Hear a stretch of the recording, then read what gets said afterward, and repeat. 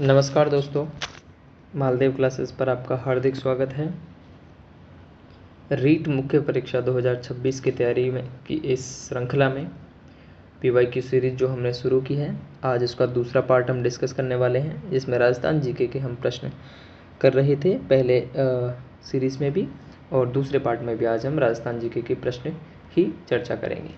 इसमें आपको कुछ इस प्रकार के प्रश्न देखने को मिलेंगे जो लास्ट ईयर में आए हुए हैं दोस्तों। इसका पहला प्रश्न है, निम्न में से कौन सा राजप्रसाद छीतर पैलेस के नाम से भी जाना जाता है। राजप्रसाद मतलब दोस्तों महल, ठीक है, यानी निम्न में से कौन सा महल छीतर पैलेस के नाम से जाना जाता है। ये दोस्तों बहुत ही प्रसिद्ध और काफ़ी पहचानने वाला राज पैलेस है दोस्तों। और इसके अंदर जो आंसर होगा हमारा, इसका आंसर होगा दोस्तों उम्मेद भवन पैलेस जोधपुर, ठीक है दोस्तों, इसका आंसर होगा उम्मेद भवन पैलेस जोधपुर। इसके बारे में थोड़ी सी अगर हम जानकारी लेने का ट्राई करें दोस्तों, तो उम्मेद भवन पैलेस का निर्माण जो है दोस्तों, इसका निर्माण करवाया था जोधपुर के महाराजा उम्मेद सिंह ने। किसने दोस्तों? जोधपुर के महाराजा उम्मेद सिंह ने, ठीक है दोस्तों। और अगर हम बात करें तो इस महल का निर्माण जो है वो 18 नवंबर, याद रखिएगा दोस्तों, कई बार डेट्स भी पूछी जाती है, तो 18 नवंबर 1929 को तो शुरू हुआ था और अगले 16 वर्षों तक इसका निर्माण चला था। कितने वर्षों तक दोस्तों? 16 वर्षों तक, यानी अगले 16 वर्षों में इसका निर्माण पूर्ण हुआ। और इसकी लोकेशन की अगर हम बात करें दोस्तों, तो यह जो है, ये जो महल है वो जोधपुर शहर के दक्षिण पूर्व, कहाँ दोस्तों? दक्षिण पूर्व में स्थित एक पहाड़ी का नाम है दोस्तों छीतर पहाड़ी पर, ठीक है दोस्तों। महल कहाँ स्थित है? जोधपुर के दक्षिण पूर्व में स्थित छीतर पहाड़ी पर स्थित है। इसी वजह से इसका नाम छीतर पैलेस भी रखा गया है, या छीतर पैलेस के नाम से भी इसको जाना जाता है दोस्तों, ठीक है। और ये जो जोधपुर का बहुत ही काफ़ी प्रसिद्ध पैलेस है दोस्तों, और काफ़ी राजस्थान का जो पर्यटन स्थलों में भी इसको शामिल किया गया है।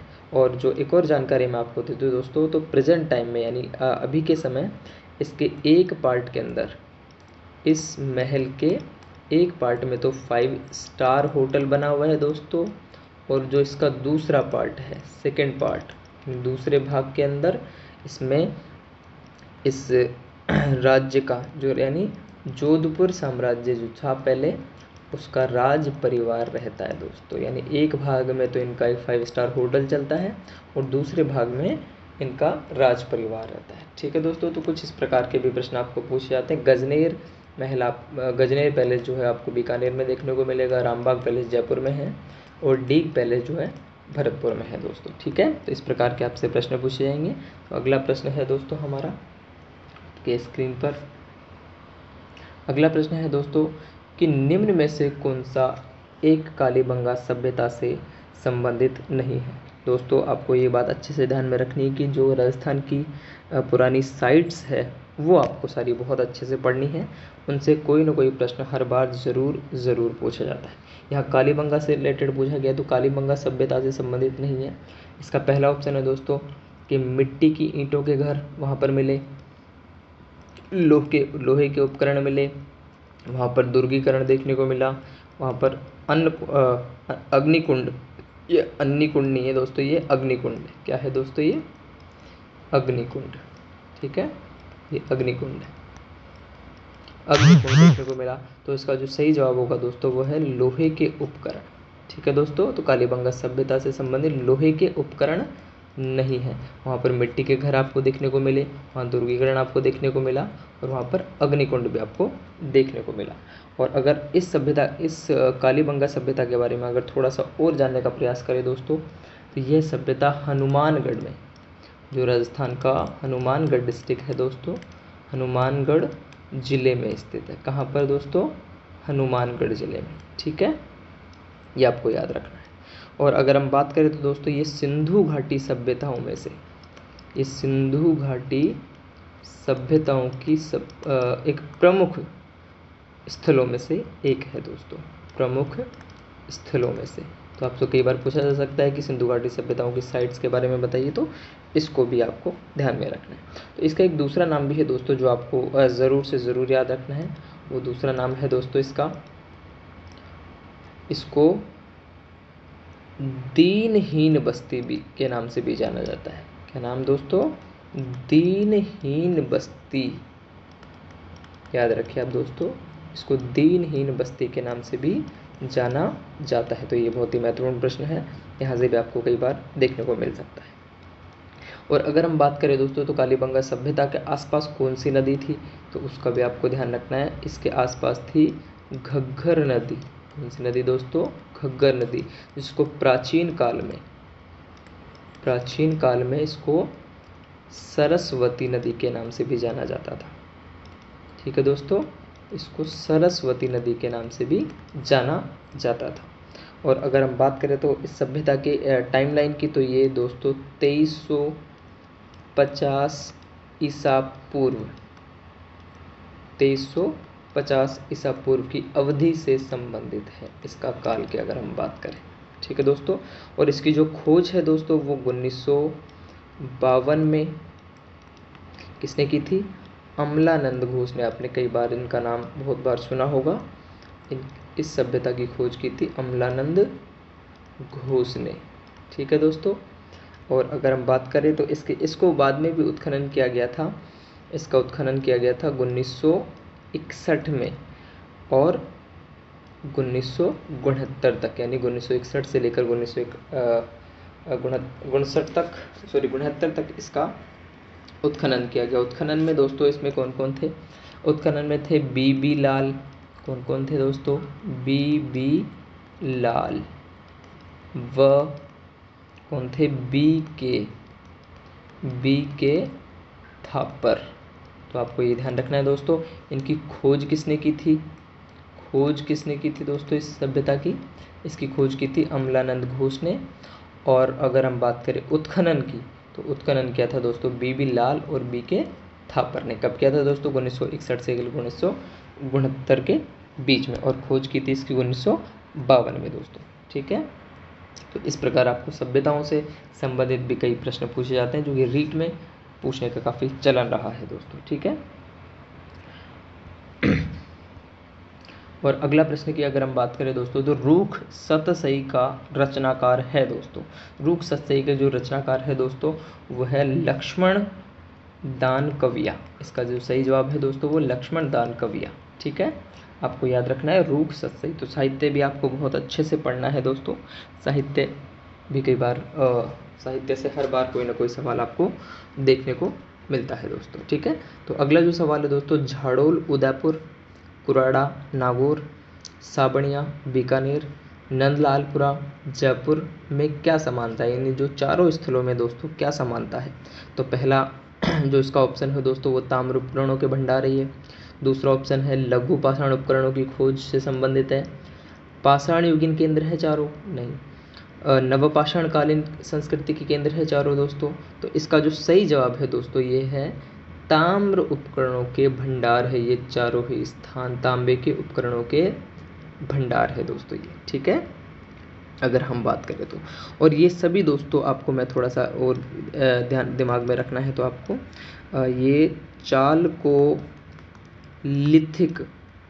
ये दोस्तों चालकोलिथिक काल के दौरान के स्थल है दोस्तों। कौन से?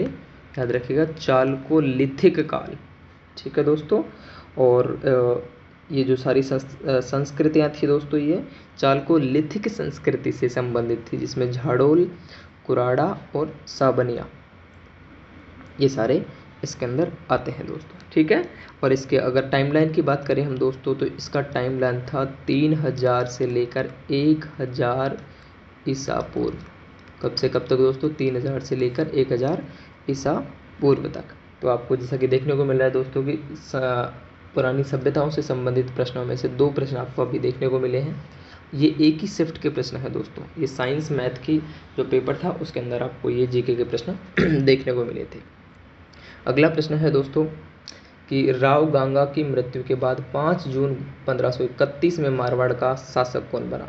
तो पहला जो ऑप्शन आपके पास वो है वीरमदेव, सातलदेव, जसवंत सिंह और मालदेव। तो इसका जो सही जवाब है दोस्तों वो है मालदेव। आप जो कि मारवाड़ के इतिहास के सबसे प्रसिद्ध राजा रहे हैं दोस्तों, इनका नाम है राव मालदेव।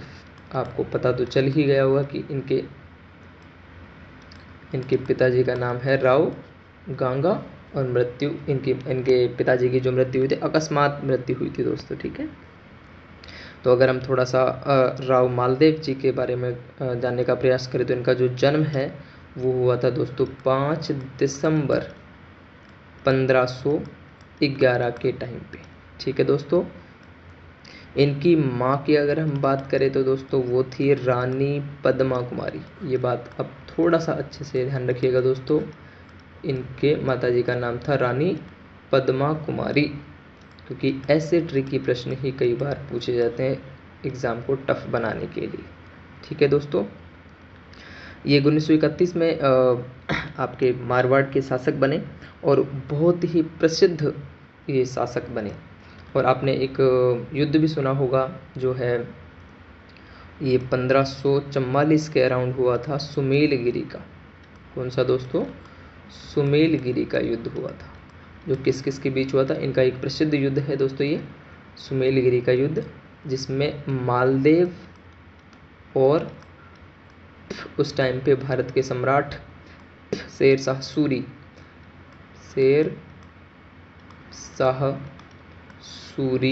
के बीच में हुआ था दोस्तों। और यहीं पर एक प्रसिद्ध स्टेटमेंट दिया था इस युद्ध के बाद भी शेर शाह सूरी ने कि मैं एक मुट्ठी भर बाजरे के लिए पूरे हिंदुस्तान की बादशाहत खो देता। इसका मतलब है दोस्तों कि शेर शाह सूरी इस युद्ध में हारते हारते बचा था।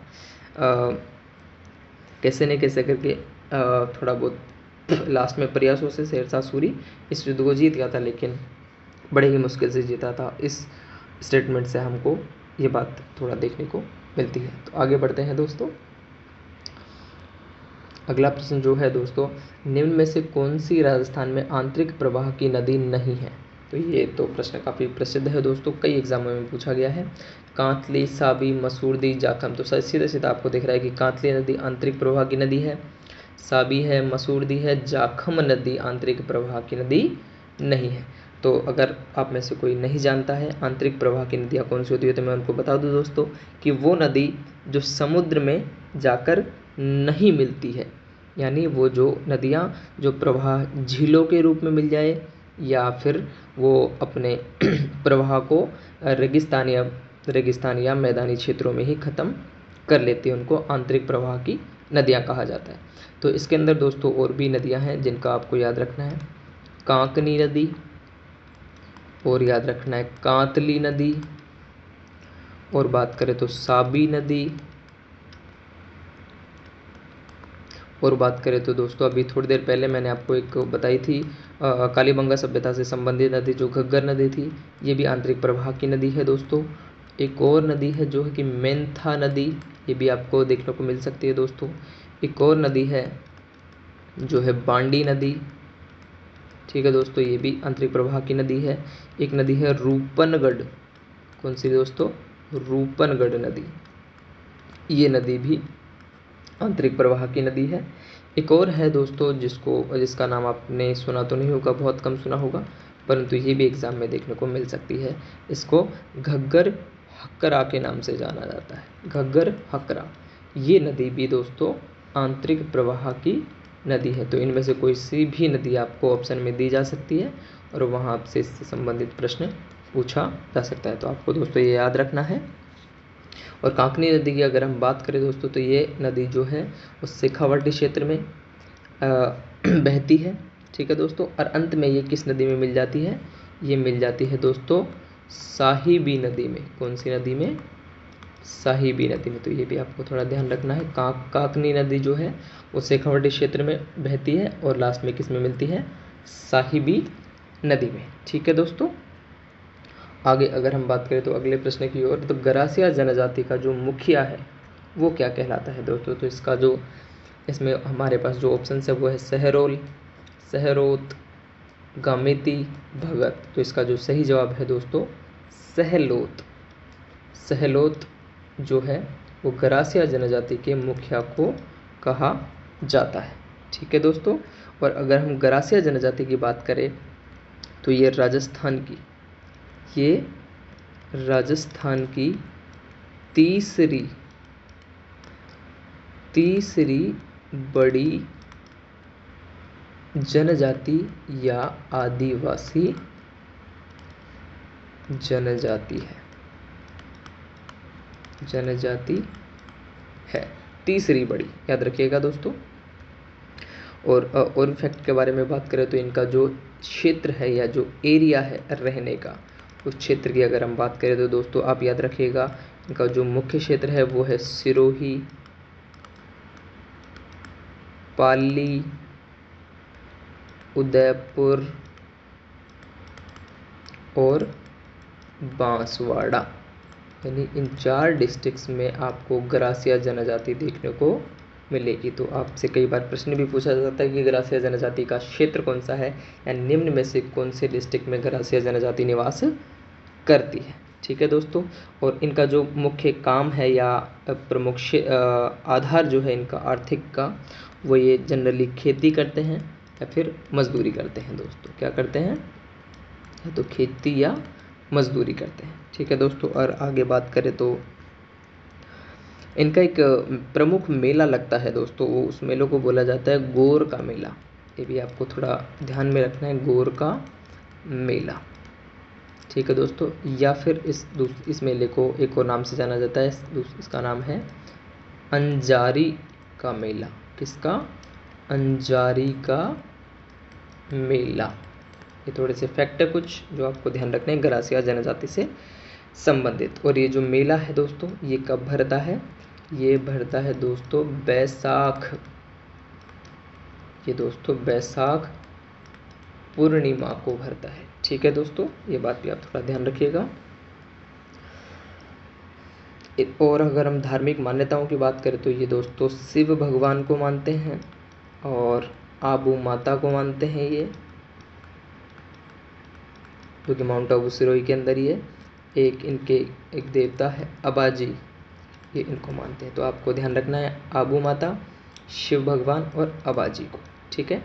इनका कौन सा मेला लगता है? गौर का मेला या अंजारी का मेला। खेती मजदूरी, उनका क्षेत्र है सिरोही, पाली, उदयपुर और बांसवाड़ा। ठीक है दोस्तों। और ये आपको अच्छे से याद रखना है कि तीसरी बड़ी आदिवासी जनजाति है राजस्थान के अंदर ही।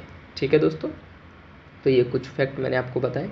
अगला प्रश्न है दोस्तों, राजस्थानी कहानीकार रे तौर पर किणरी पिछाड़नी है। इसका जवाब है दोस्तों, जैसा कि मैंने आपको पिछले पार्ट में भी ये बताया था कि राजस्थान से संबंधित जो राजस्थानी भाषा के अंदर प्रश्न कई बार पूछे जाते हैं। तो दोस्तों इसका जो सही जवाब होगा वो है दोस्तों ब्रजमोहन जावलिया। इसका जो सही जवाब है दोस्तों वो है ब्रजमोहन जावलिया।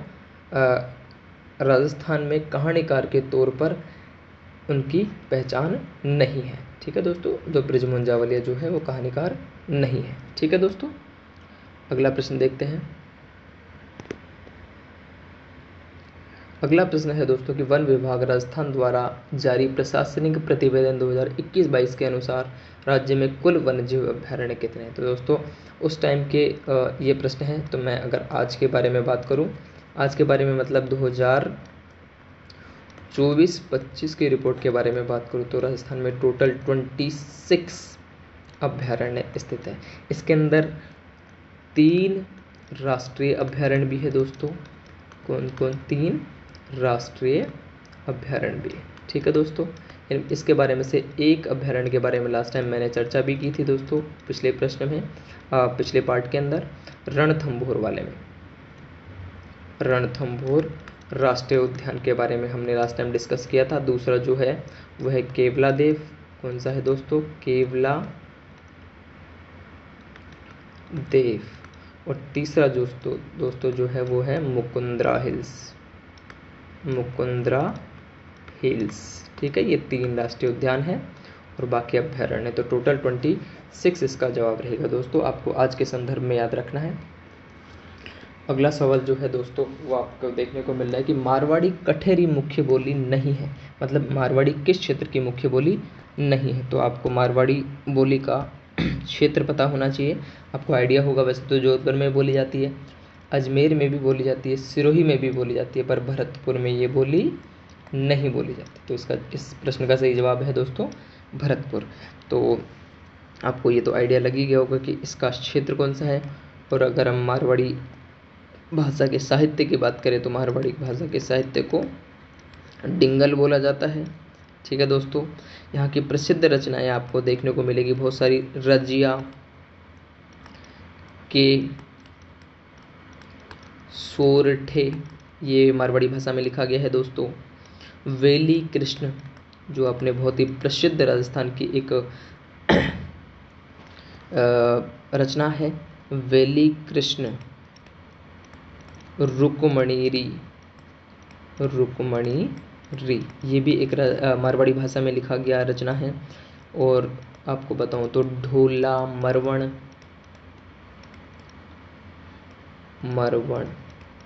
ये भी मारवाड़ी भाषा के लिखा गया साहित्य है। और याद रखिए तो आप दोस्तों मूमल जो है वो भी मारवाड़ी भाषा में लिखा गया है। तो बहुत सारे साहित्य हैं, लेकिन इनमें से आप याद रखिएगा रजिया के सोरठे, वेली कृष्ण रुक्मणी और ढोला मरवण और मूमल ये सारी रचनाएं मारवाड़ी भाषा में लिखी गई है दोस्तों। ठीक है, और अगर मारवाड़ी भाषा के दूसरे क्षेत्र की भी बात करें हम तो ये गुजरात में भी बोली जाती है। गुजरात के कुछ क्षेत्र में, हरियाणा के कुछ क्षेत्र में, पाकिस्तान के कुछ क्षेत्र में भी ये बोली जाती है। ठीक है दोस्तों, तो अगला प्रश्न हम देखते हैं दोस्तों। अगला प्रश्न है दोस्तों कि जयपुर के किस शासक ने चाकसू में शीतला माता का मंदिर बनवाया दोस्तों। तो शीतला माता के मंदिर की अगर हम बात करें तो इसमें ऑप्शन है हमारे पास महाराजा माधो सिंह, जय सिंह, मान सिंह, ईश्वरी सिंह। तो इसका जो सही जवाब है दोस्तों महाराजा माधो सिंह द्वारा शीतला माता मंदिर का निर्माण करवाया गया, जो कि जयपुर शहर के चाकसू कस्बे के अंदर स्थित है। और इसके बारे में अगर थोड़ा सा हम याद रखें दोस्तों, कुछ चीज़ें हमको याद रखनी है, वो है इसको सर्वोच्च देवी दुर्गा का अवतार माना जाता है दोस्तों। ठीक है, दुर्गा माता का अवतार इनको माना जाता है। और ऐसा माना जाता है कि ये इनको चेचक, घाव, घोल और फोड़े जैसी बीमारियों का इलाज होता है यहाँ पर। ठीक है दोस्तों, तो इनको चेचक की देवी, घाव, घोड़े, फोड़े की देवी भी माना जाता है। और ये जो है मंदिर वो जयपुर में स्थित है, ये तो आपको आइडिया होगा दोस्तों। और आपको बताऊं तो जयपुर पे एक पहाड़ी पर स्थित है ये, और जयपुर शहर से ये लगभग 70 किलोमीटर दूर है दोस्तों। जयपुर सिटी से 70 किलोमीटर दूर है। और इस यहाँ पर 2 दिवसीय मेला लगता है दोस्तों। और ये मेला कब लगता है? शीतला अष्टमी को। शीतला अष्टमी कब आती है दोस्तों? तो चैत्र माह के अंदर आती है। चैत्र माह में शीतला अष्टमी आती है दोस्तों। ठीक है, शीतला अष्टमी, और जिसको हम जनरली हमारी लोकल भाषा या राजस्थानी भाषा में बाशोड़ा के नाम से भी जाना जाता है। और ये जिस पहाड़ी पर ये मंदिर बना हुआ है उस पहाड़ी को सील की डूंगरी कहा जाता है दोस्तों। क्या कहा जाता है? सील की डूंगरी। ठीक है दोस्तों, तो ये हमने जाना थोड़ा सा चाकसू में स्थित शीतला माता के मंदिर के बारे में।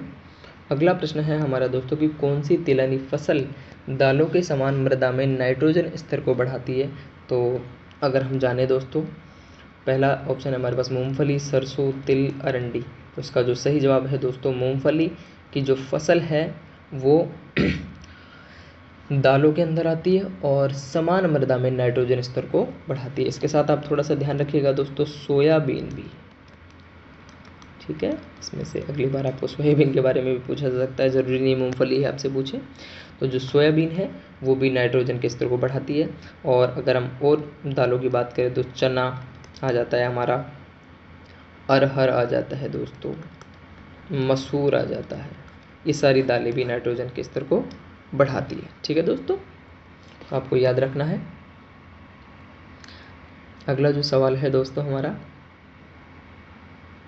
वो है केला देवी का मंदिर कहाँ स्थित है। तो पहला ऑप्शन आपके पास धौलपुर, कोटा, अलवर और करौली। तो इसका सही जवाब है दोस्तों करौली डिस्ट्रिक्ट के अंदर केला देवी का मंदिर स्थित है। तो केला देवी के बारे में आप जानते होंगे वैसे, लेकिन फिर भी बता दूं दोस्तों, तो यहाँ पर लांगुरिया गीत प्रसिद्ध है। यहाँ के केला देवी के लांगुरिया गीत, तो आपसे कई बार प्रश्न पूछा जाता है कि लांगुरिया गीत कहाँ के प्रसिद्ध है, तो केला माता करौली के प्रसिद्ध है। ये एक भव्य मंदिर बना हुआ है दोस्तों करौली डिस्ट्रिक्ट के अंदर। और कहाँ पर बना हुआ है ये, काली सिंधी एक नदी है वहाँ पर, काली सी नदी या काली सिल इसको बोला जाता है दोस्तों, आप याद रखिएगा। काली सिल नदी के किनारे ये मंदिर बना हुआ है दोस्तों। ठीक है, और इसका जो मेला है वो दोस्तों चैत्र माह में भरता है, चैत्र माह में, जो कि अराउंड अपने मार्च और अप्रैल के अराउंड आता है दोस्तों। ठीक है, तो आपको ये भी ध्यान रखना कि मेला कब भरता है इनका। ठीक है दोस्तों, ये इसके बारे में थोड़ा सा जानने का प्रयास किया हमने, थोड़ी सी कुछ इंपॉर्टेंट बातें। तो अगला प्रश्न है दोस्तों कि वह जिला योग जहाँ लाल व पीली मृदा पाई जाती है। तो लाल व पीली मृदा के क्षेत्र में पहला ऑप्शन है अजमेर सिरोही, दूसरा अलवर भरतपुर, तीसरा पाली जोधपुर और चौथा है कोटा बूंदी। तो इसका जो सही जवाब है दोस्तों वो है अजमेर सिरोही के अंदर लाल पीली मृदा अधिक पाई जाती है।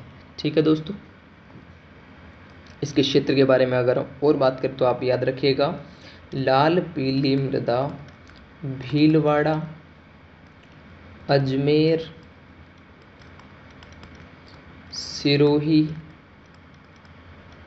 व सवाई माधोपुर, इन 4 डिस्ट्रिक्ट्स में मुख्यतः ये मृदा पाई जाती है। तो अगली बार आपसे सवाई माधोपुर और भीलवाड़ा का भी ऑप्शन दिया जा सकता है। ठीक है दोस्तों, तो आपको याद रखना है। और इस मृदा का जो पीएच होता है दोस्तों 5.5 से लेकर 8.5 के बीच इसका पीएच होता है। ठीक है दोस्तों, आगे हम बात करें दोस्तों, तो 1977 में पुनरीक्षण समिति की स्थापना किसकी अध्यक्षता में की गई थी दोस्तों। तो इसका जो सही जवाब है दोस्तों वो है डॉक्टर ईश्वर भाई पटेल की अध्यक्षता में। ठीक है दोस्तों, तो आपको ये थोड़ा ध्यान रखना है, ऐसे सवाल जनरली काफ़ी ट्रिकी होते हैं। अगर हमें समितियों के बारे में थोड़ी जानकारी है तो ही हम इन सवालों के जवाब दे पाते हैं। ठीक है दोस्तों, अगला सवाल जो है हमारा, केंद्रीय पशुधन प्रजनन केंद्र कहाँ स्थित है, ये आपको याद होना चाहिए दोस्तों। पहला ऑप्शन है जोबनेर, दूसरा भरतपुर, तीसरा सूरतगढ़, चौथा आपका है बस्सी। तो इसका सही जवाब है दोस्तों सूरतगढ़ श्री गंगानगर के अंदर, सूरतगढ़ श्री गंगानगर के अंदर केंद्रीय पशुधन प्रजनन फार्म स्थित है दोस्तों। ठीक है, आपको थोड़ा सा ध्यान रखना है, ये जो प्रजनन फार्म है ये एनिमल हस्बेंड्री डिपार्टमेंट जो कि हमारा है पशुपालन विभाग के अंदर आता है। ठीक है दोस्तों, तो आपको ये ध्यान रखना है कि ये पशुपालन विभाग के अंदर आता है और इसका जो उद्देश्य है वो है पशुओं की उत्पादकता और गुणवत्ता में सुधार करना है दोस्तों। ठीक है, तो आपको ये सारी चीज़ें ध्यान रखनी है थोड़ा सा। जो अगला प्रश्न है हमारा दोस्तों स्पोर्ट्स से रिलेटेड है, करंट का क्वेश्चन था पर फिर भी इसको हम थोड़ा सा डिस्कस कर लेते हैं क्योंकि ऐसे प्रश्न कई बार पूछ लिए जाते हैं। अपूर्वी चंदेला जो कि प्रसिद्ध खिलाड़ी है राजस्थान की, वो किस स्पोर्ट्स से संबंधित है, राइफल शूटिंग, एथलेटिक्स, गोला फेंक, बैडमिंटन। तो इसका सही जवाब है दोस्तों राइफल शूटिंग से कि ये खिलाड़ी है, यानी अपूर्वी चंदेला राइफल शूटिंग की खिलाड़ी है। तो राइफल शूटिंग के कुछ और प्रसिद्ध निशानेबाजों के नाम मैं आपके सामने रख रहा हूँ, वो भी आपको थोड़े ध्यान में रखने हैं दोस्तों क्योंकि हो सकता है अगली बार इनके बारे में पूछ लिया जाए, तो ध्यान रखना है। अनंतजीत सिंह नरूका, दिव्यांश सिंह संभवी, कुमारी, जिया, जाखड़ और हर्षवर्धन कविया। ये कुछ निशानेबाज है राजस्थान के प्रसिद्ध, जिनको आपको थोड़ा ध्यान में रखना है। अगर आपको कभी देखने को मिल जाए तो आप इनका जवाब अच्छे से दे पाएंगे। ठीक है दोस्तों। अपूर्वी चंदाला के बारे में अगर हम बात करें तो उन्होंने 10 मीटर एयर राइफल के अंदर भाग लेती है ये, और राजस्थान की ओर से कई बार इन्होंने राष्ट्रीय और अंतर्राष्ट्रीय प्रतियोगिताओं में राजस्थान की ओर से इन्होंने भाग लिया है। तो जो हमारा अगला प्रश्न है दोस्तों, वो आभानेरी उत्सव से संबंधित है कि आभानेरी उत्सव किस ज़िले में आयोजित किया जाता है। तो आभानेरी उत्सव दोस्तों दौसा ज़िले में आयोजित किया जाता है दोस्तों। ये हर साल आयोजित किया जाता है दोस्तों। ये दौसा से पास में आभानेरी गांव है, वहाँ पर आयोजित किया जाता है दोस्तों। और इसका आयोजन आमतौर पर अक्टूबर माह के अराउंड किया जाता है दोस्तों। ठीक है। और इनका जो आयोजन है वो आयोजन करता है राजस्थान टूरिज्म डिपार्टमेंट। आपको ये भी ध्यान रखना है दोस्तों कि इस मेले का आयोजन कौन करता है दोस्तों, इसको राजस्थान टूरिज्म डिपार्टमेंट करता है। और ये मेला लगभग 2 दिनों के लिए मेला लगता है दोस्तों। ठीक है। इसके अंदर बहुत सारे आपको राजस्थान की कलाएं देखने को मिलती है, जिसमें कच्ची घोड़ी है, कालबेलिया है, घूमर है, भवई है और कठपुतली है। ये आपको कुछ लोक कलाएं देखने को मिलती है दोस्तों। ठीक है। तो ये याद रखिएगा दोस्तों। अगला और आज की सीरीज़ का हमारा लास्ट प्रश्न है दोस्तों कि भारतीय संविधान के किस अनुच्छेद में कहा गया है कि राज्य के राज्यपाल को राष्ट्रपति अपने अधिपत्र द्वारा नियुक्त करेगा। तो इसका सही जवाब है दोस्तों अनुच्छेद 155 के अनुसार राष्ट्रपति राज्यपाल को अपने अधिपत्र द्वारा नियुक्त करेगा। ठीक है दोस्तों। अगर हम 153 अनुच्छेद की बात करें तो इसमें होगा राज्य के लिए एक राज्यपाल होगा। इसका जो संबंध है आप याद रखिएगा, इसका संबंध है राज्य का एक राज्यपाल होगा। ठीक है दोस्तों, आपको ये थोड़ा सा याद रखना है। और जो अनुच्छेद 157 है दोस्तों, वो संबंधित है अपना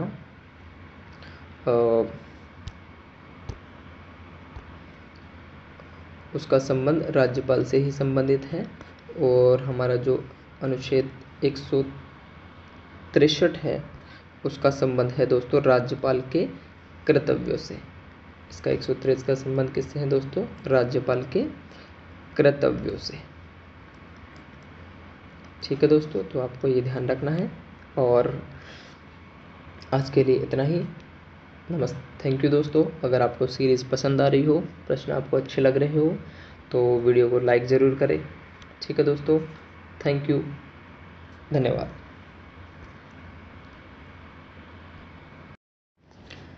नमस्कार दोस्तों, मालदेव क्लासेस पर आपका हार्दिक स्वागत है। रीट मुख्य परीक्षा 2026 की तैयारी में की इस श्रृंखला में पीवाई की सीरीज जो हमने शुरू की है, आज इसका दूसरा पार्ट हम डिस्कस करने वाले हैं, जिसमें राजस्थान जीके के हम प्रश्न कर रहे थे पहले सीरीज़ में भी, और दूसरे पार्ट में भी आज हम राजस्थान जीके के प्रश्न ही चर्चा करेंगे। इसमें आपको कुछ इस प्रकार के प्रश्न देखने को मिलेंगे जो लास्ट ईयर